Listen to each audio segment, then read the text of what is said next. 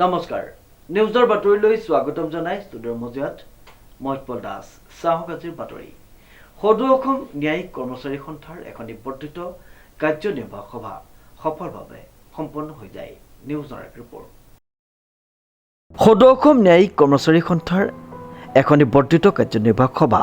যোৰহাট জিলা আৰু সত্ৰ ন্যায়াধীশৰ সভাকক্ষত সম্পন্ন হৈ যায় উল্লেখযোগ্য যে সভাত সভাপতিত্বৰ আসন শুৱনি কৰি উপস্থিত থাকে সভাপতি পংকজ কুমাৰ শৰ্মা যোৰহাট জিলা ন্যায়িক কৰ্মচাৰী সন্থাৰ সম্পাদক অংকুৰ প্ৰতিম শইকীয়াই আদৰণি ভাষণৰ পিছতে সন্থাৰ বিগত সময়ছোৱাৰ কাৰ্যক্ৰমণিকাৰ সম্পৰ্কে কেন্দ্ৰীয় সমিতিৰ সম্পাদক দুৰ্লভ দাসে উপস্থিতসকলক অৱগত কৰে আজি যোৰহাট জিলা ন্যায়িক কৰ্মচাৰী গোটে সদৌ অসম ন্যায়িক কৰ্মচাৰী সন্থাৰ বৰ্ধিত কাৰ্যনিৰ্বাহক সভা এখন ইয়াত অনুষ্ঠিত কৰায় তেওঁলোকৰ অভ্যৰ্থনাত আজি এই সভাত অসমৰ সকলো জিলাৰে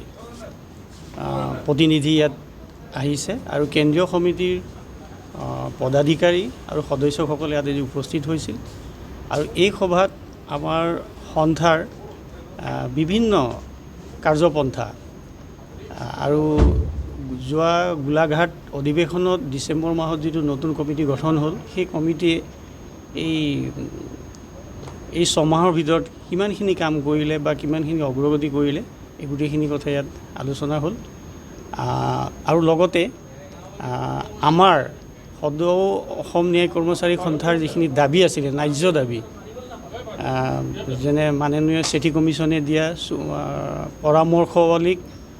সুপ্ৰিম কোৰ্টে যিটো হুকুম দিছিল সেই হুকুমৰ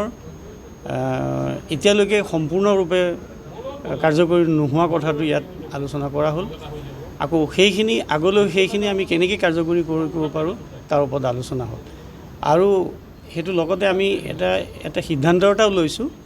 যে আমি আগলৈ হয়তো মহামহিম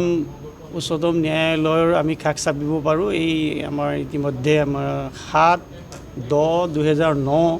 তাৰিখৰ যিটো হুকুম আছিলে মহামহিম উচ্চতম ন্যায়ালয়ৰ গতিকে সেইটো কাৰ্যকৰী কৰিবৰ কাৰণে আমি আকৌ উচ্চতম ন্যায়ালয়ৰ ওচৰত কাষ চাপিব পাৰোঁ আৰু লগতে আমি দ্বিতীয় দৰমহা আয়োগ যিটো আমাৰ যেনেকৈ ন্যায়িক বিষয়াসকলৰ দৰে ন্যায়িক কৰ্মচাৰীসকলৰো তেনেকৈ এটা দ্বিতীয় দৰমহা আয়োগ এটা গঠন কৰি দিয়ক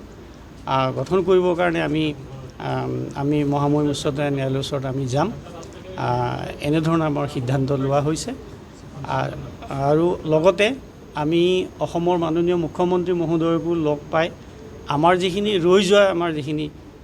ন্যায্য দাবী বিধিসন্মত দাবী যিখিনি আছে সেইখিনি পাবৰ কাৰণে আমি মাননীয় অসমৰ মুখ্যমন্ত্ৰী মহোদয়ক আমি লগ পোৱাৰ কাৰণে আমি আবেদন জনাইছোঁ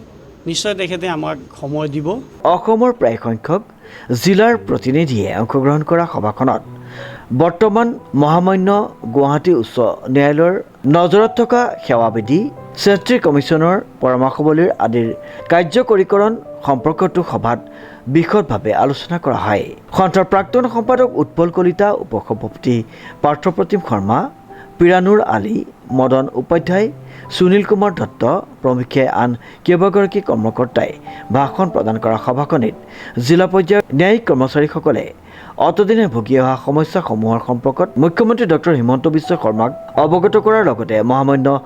উচ্চতম ন্যায়ালয়ৰ দ্বাৰস্থ হোৱাৰ বাবেও প্ৰস্তুতি চলাবলৈ সভাই প্ৰস্তাৱ গ্ৰহণ কৰে নমস্কাৰ মই সদৌ অসম ন্যায়িক কৰ্মচাৰী সন্থাৰ কেন্দ্ৰীয় সমিতিৰ সাধাৰণ সম্পাদক হয় আৰু আমি আজি যোৰহাটত সদৌ অসম ন্যায়িক কৰ্মচাৰী সন্থাৰ দ্বিতীয়খন কাৰ্যনিৰ্বাহক সভা অনুষ্ঠিত হৈ গৈছিল সাংস্কৃতিক নগৰী যোৰহাটত সকলো জিলাৰ পৰা প্ৰতিনিধি আহি আমাৰ সভাৰ সুস্থ বৃদ্ধি কৰিলে আৰু এই সুন্দৰ ডিষ্ট্ৰিক্ট এণ্ড ছেছন জাজ কনফাৰেন্স হলত সুন্দৰ সভা এখন অনুষ্ঠিত হৈ গ'ল এই সভাখন অনুষ্ঠিত হৈছিল আমাৰ সন্থাৰ সন্মানীয় সভাপতি শ্ৰীযুত পংকজ জ্যোতি শৰ্মাৰ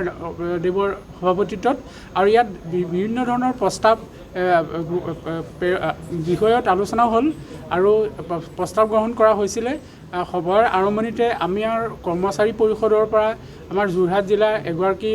নিষ্ঠাবান কৰ্মী তিতাবৰ মহকুমা ন্যায়িক দণ্ডাধীশ কাৰ্যালয়ৰ শ্ৰীযুত বুদ্ধিদীপ্ত বৰাদেৱৰ আকস্মিক বিয়োগ আৰু মৰিগাঁৱৰ দাদুল লস্কৰ ডাঙৰীয়াৰ অকাল বিয়োগত আমি শোক প্ৰস্তাৱ লোৱা হৈছিল আৰু আশা কৰোঁ যোৰহাটত আজি এই গুৰুত্বপূৰ্ণ সভাখনত যিসমূহ প্ৰস্তাৱ লোৱা হৈছিল সেই প্ৰস্তাৱসমূহ মাননীয় গুৱাহাটী উচ্চ ন্যায়ালয়ে অসম চৰকাৰ মাননীয় মুখ্যমন্ত্ৰী মহোদয় আৰু শিক্ষামন্ত্ৰী মহোদয়